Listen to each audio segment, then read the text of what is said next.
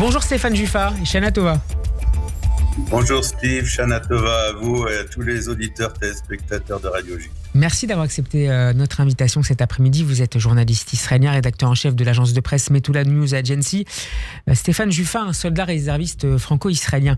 Roni Ganizat est mort au combat dans le sud du Liban. Il avait 36 ans, était marié et était le père de 3 enfants. Au regard de la complexité d'une intervention au sol et en particulier au sud du Liban, est-ce qu'il faut s'attendre malheureusement à ce que le nombre de victimes puisse s'accroître dans cette guerre difficile contre le Hezbollah ? Bien sûr qu'il va s'accroître, bien sûr que c'est monstrueux, c'est quelqu'un qui avait fait son alia avec sa famille, et faut comprendre que ça nous déchire le cœur chaque fois qu'on entend une information de ce genre, et surtout qu'on est juste à côté, on est à 4 kilomètres de là où ça se passe, et on sait que cet homme, ce soldat, se battait pour que nous puissions, retourner dans nos bâtiments, dans nos maisons, dans notre rédaction, reprendre notre vie normale. C'est terrible pour nous. Mais il faut rester dans le cadre de son métier si on veut comprendre quelque chose et si on veut permettre à nos auditeurs, téléspectateurs de comprendre où on en est. Alors où on en est, c'est dans cette offensive terrestre qui dure depuis 8 jours ou 9 jours. C'est 15 soldats tués de notre côté et environ 700 du côté du Hezbollah. Et oui, il y aura encore des victimes parce que c'est une guerre qui est dure, c'est une guerre existentielle des deux côtés de la part de chacun des protagonistes.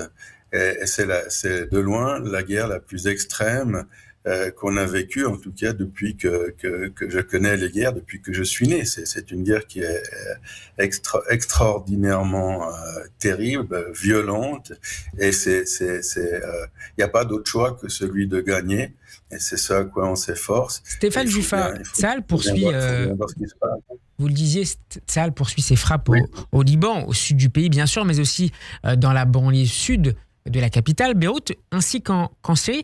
Quelles ont été les principales cibles, selon vous, les plus significatives qui ont été visées ces derniers jours, et dans quelle mesure contribue-t-elle à l'affaiblissement à la fois du commandement de l'organisation terroriste chiite et l'amoindrissement de ses stocks d'armes, bien sûr? Il y a deux aspects, Steve. Il y a l'aspect personnel, donc Nasrallah, le remplaçant de Nasrallah, très probablement le chef des gardiens de la révolution pour le Liban, la Syrie. Les deux premiers bancs de l'état-major du Hezbollah. On se rappelle aussi, même si ça va très vite, l'opération des pagers. Bien sûr. Donc, il n'y a plus de commandant, il n'y a plus d'état-major, il n'y a plus de communication. 70% des réserves d'armes et de munitions ont été détruits. Il y a également les commandants de terrain qui ont été presque tous éliminés. C'est énorme.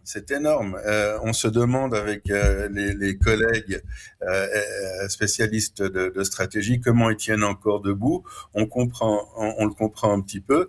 Ils tirent tout ce qu'ils ont à disposition sur nous, sur l'hôtel où je me trouve. On va plusieurs fois par jour aux abris et malheureusement sur les villes comme Kiryat Shmona. Je crois que c'est la 5e fois que Kiryat Shmona est bombardée aujourd'hui. Il y a des blessés, il y a eu des morts hier.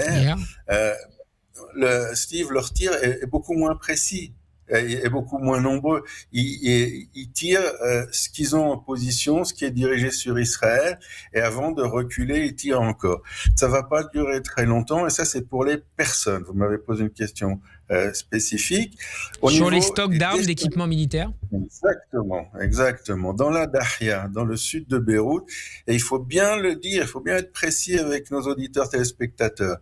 On pourrait boire un café ou une bière maintenant ensemble, Steve, dans les 3/4 de la ville de Beyrouth.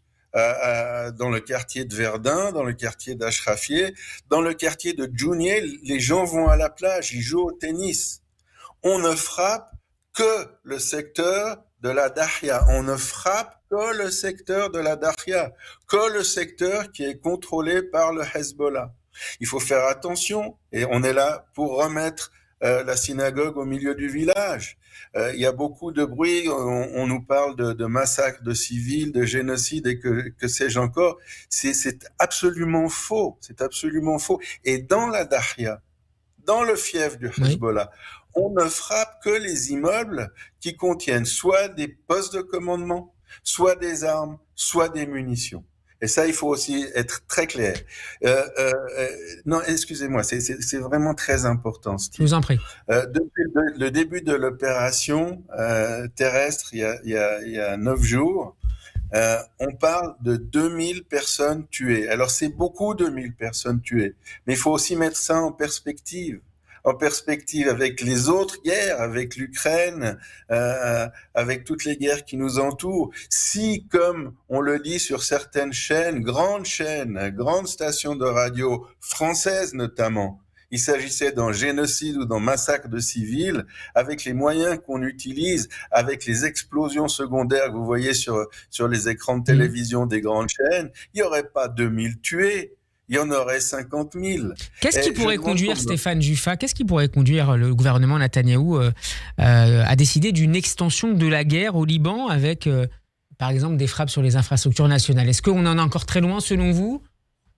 Oui, on en est très loin parce que c'est une des conditions des États-Unis et d'autres alliés européens pour continuer à nous soutenir stratégiquement. Je dis pas politiquement, on a entendu les gentillesses que Macron a pu dire à notre égard, qui sont quelque part assez monstrueuses d'ailleurs, mais au niveau stratégique, par exemple, l'armée française est à nos côtés. S'il y a une attaque ce soir ou demain ou après-demain de l'Iran contre Israël, les avions, les Rafales français interviendront à nos côtés. Il n'y a pas de jeu de dupes. L'arme atomique nucléaire, elle menace autant l'Europe, autant la France qu'Israël. Donc, si nos alliés nous demandent d'épargner les infrastructures, on les épargne. Et puis, c'est pas dans notre intérêt non plus. Et ça, c'est aussi très délicat, et ça découle de ce que j'ai dit auparavant.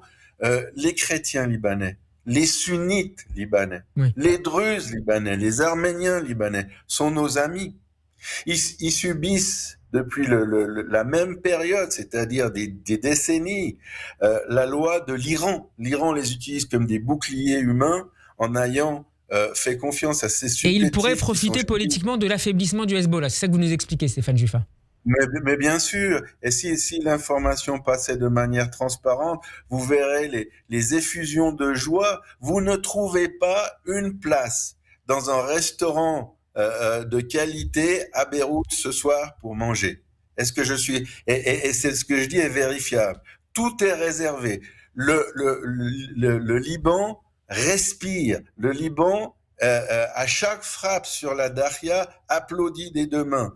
Nous avons un bureau, la MENA, à Beyrouth, et nous avons un spécialiste qui dirige ce bureau. Et nous allons dans la rue. Et ce qu'on nous explique de la part de nos camarades, c'est qu'une rue à côté de la Dakhla et tous les immeubles sont intacts. Les Libanais sont totalement ébahis relativement à la précision des tirs des pilotes israéliens. C'est de l'ordre de 30 cm.